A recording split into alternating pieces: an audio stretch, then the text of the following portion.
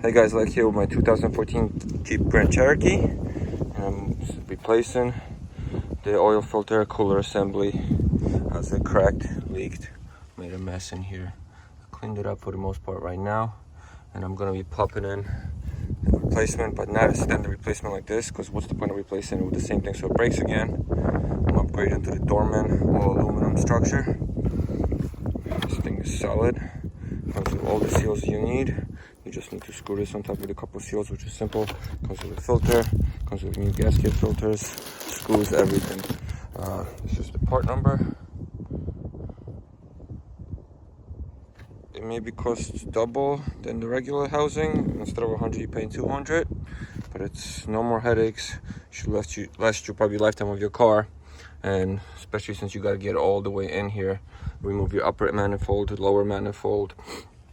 It's a pain in the butt process, so strong recommendation if you're doing your spark plugs, or if you are changing this part, change it to this, guys.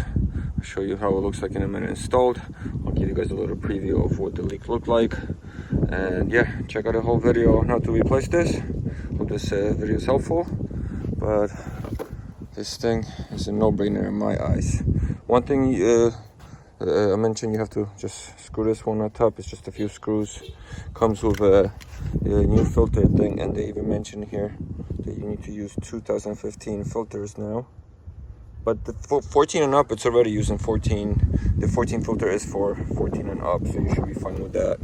And the only thing we're gonna have to do is pop these off, two sensors here, and just screw them on here. Besides that, it's just a direct replacement.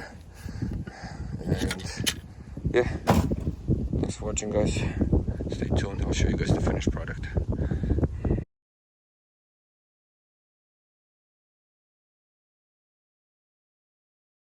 And here's what the new system looks like installed. Like I mentioned, I have a full video of the replacement on my channel. I'll check the link below. But hopefully this will last a long time, so I'll never have to open this up again. Got the new seals on and everything. Everything came with the new seals, like I mentioned, also for the top. So let's all put it back, test the car, and we're all good.